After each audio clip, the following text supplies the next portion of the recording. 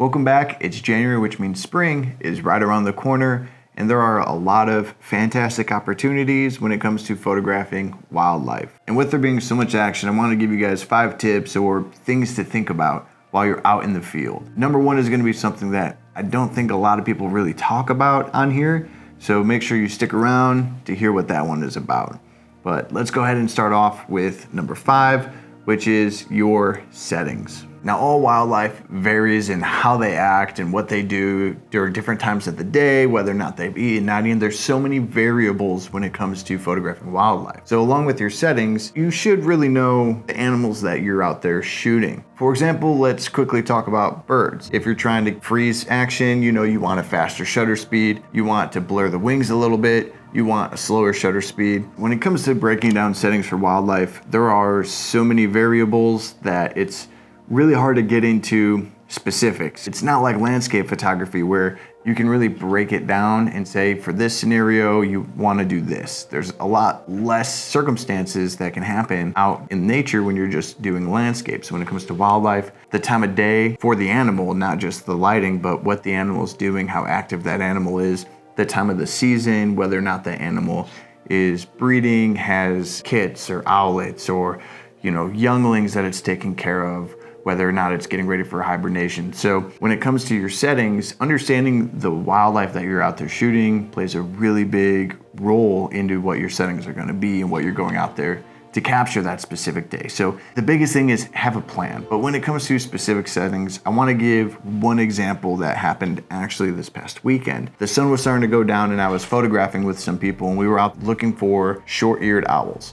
And as the sun had just passed beyond the horizon, one of my friends, she had asked me, should we still go look for one of the eastern screech owls because she got a tip off that it might be around. And I was like, yeah, let's go ahead and do it. But she was like, is it not too dark? It dawned on me that a lot of people don't take the risk to bump up their ISO or even drop their shutter down.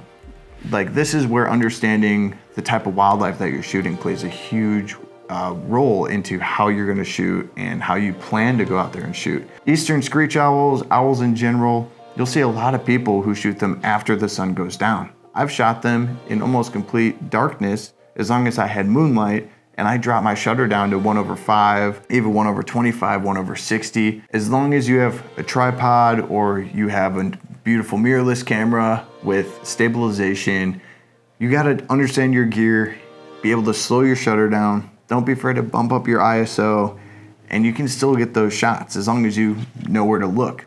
Even a lot of people will use a red headlamp or flashlight to be able to figure out where owls are to be able to photograph them. So when it comes to settings specifically, understand the animal, understand what type of shot you want. We should all know fast equals freezing motion, slower shutter adds more motion blur. For number 2, I want to talk about tracking your subject. So I worked on a racetrack for a little bit, and even though most of my photography when it came to working on the racetrack was cars pulling up to me and I would take their photo, I would take photos of the cars moving around the track. And that is where I learned that you should really start tracking your subject beforehand. Understand the movements of your animal. So this is, again, understanding the animal that you're out there shooting. Think to yourself, what are they gonna do? Where are they gonna go?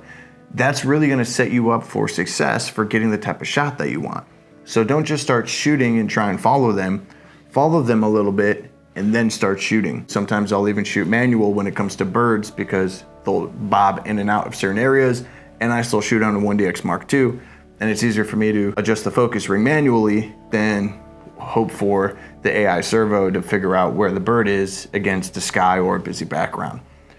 But I'll track it for a little bit, and then once that animal does something that I want, then I'll start shooting. I'll talk about this a little later on in the video, but that even has to do with composition. If you're watching an animal and you see the background you want, or you see a specific place that you want that animal to be in for the shot, start tracking it and wait for your shot, wait for your animal to get into that area where you want that shot to be or to take that shot. So just to kind of mesh number 1 and number 2 together, understand your animal, understand what settings you're gonna use to get the shot that you want, and before you start taking the shot, track them if they are a moving subject before you start pushing the shutter. And then of course, I always shoot when it comes to moving animals, I am sitting at a high shutter count. And understand also with your gear, how many frames in your, however many shots your camera takes are gonna be sharp. I think for 1DX Mark II, it's every 3 or 4 photos are gonna be sharp.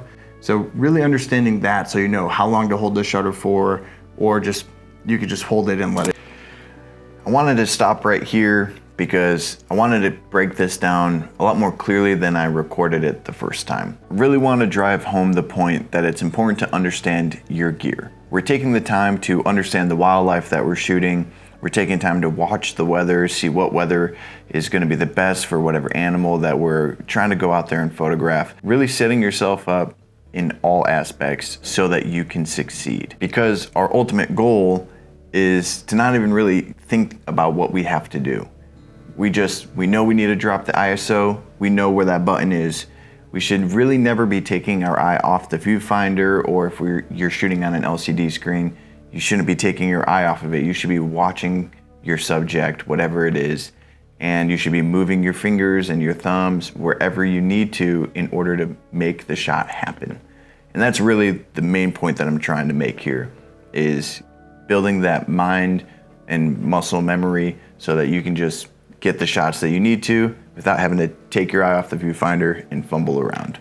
Moving on, let's talk about number 3. Wear the proper gear and don't be afraid to get low.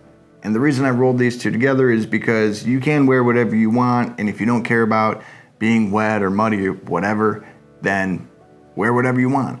However, I say wear the proper gear, wear waterproof shoes. This is, again, rolling in number 1, where knowing your animal as well as your settings, but knowing your animal is really important when it comes to shooting wildlife if you haven't gathered that.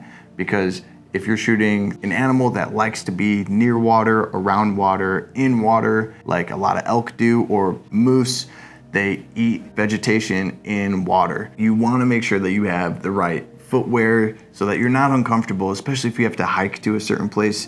You wanna be comfortable. Shooting in the wintertime or shooting in an area where weather can drastically change, have the appropriate gear for yourself so that you're comfortable while shooting, and it allows you to maybe lay on the ground, get low. If you're shooting things like cats or fox, smaller mammals that are gonna be lower to the ground, so you can get more of the foreground, get on their eye level. I know when it comes to portrait photography, we're taught very basically to shoot with the camera at eye level. Even my camera here is at my eye level, so it looks like I'm talking with you. And this just creates a more intimate relationship between the viewer looking at your image and the image itself. They almost feel like they're there, and that is something really special that we can actually provide as wildlife photographers. Number 4, I'm gonna bring us to the viewfinder. This is incredibly important, especially when it comes to storytelling. When I was in school being trained for this, they would teach us the importance of what our background is. And this is very important when it comes to wildlife or really photographing anything.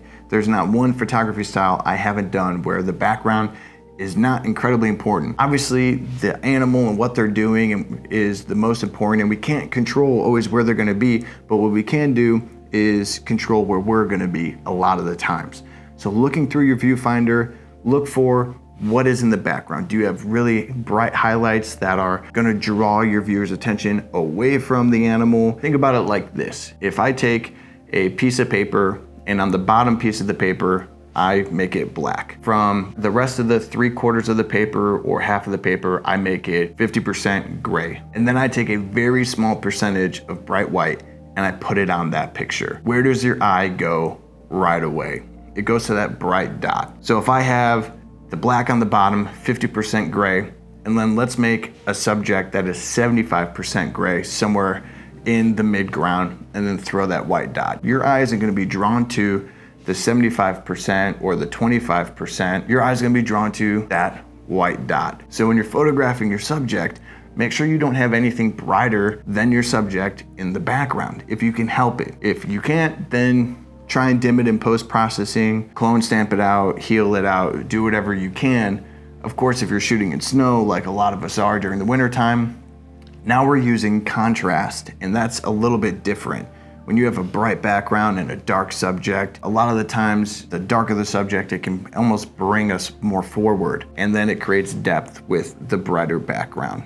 and that is a lot of color composition, and I do have other videos on that. So if you'd like to see a video that kind of breaks down color composition, you can watch my fall video here, or here, wherever it is. Now the last tip that I want to go over is something that I don't think anybody really on here talks about. The only person I've seen talk about this is when I've had to look up certain autofocus settings for my 1DX Mark II, and I really wanted to share this with you guys as just something to think about when it comes to photographing wildlife.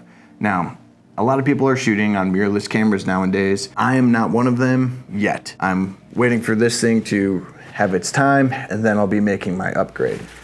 But you can do this on cameras. At least you can do it on Canon.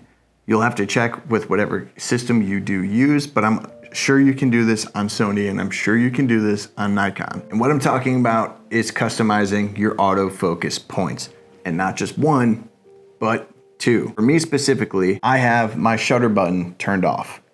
I cannot press this button and I do not focus on my subject.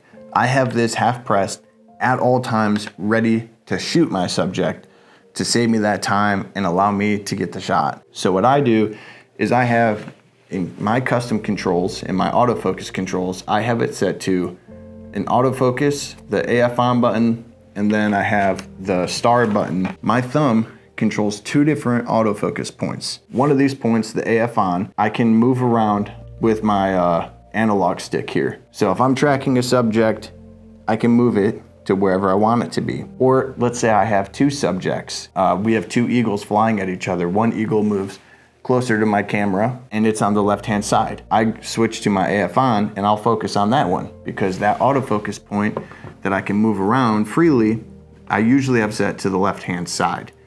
And then my star button, I have set to the sharpest point of my lens, which is directly in the center. That way, if I'm sitting still and I can't adjust my tripod or whatever as fast as possible, I can switch just by rolling my thumb, and I'll be able to bounce back and forth between the left-hand side of my camera and the center of my camera. And I think this is something that will really help a lot of photographers if you figure out how to do this. So again, customizing multiple autofocus points so that you can have one stacked point or one locked in point in the center of the camera and one free autofocus point where you press one button and you can move it around using your analog stick. I know you can do this and set them so that they pick up on wildlife or the eye settings or whatever the mirrorless settings they come out with. They don't have that for the 1DX Mark II.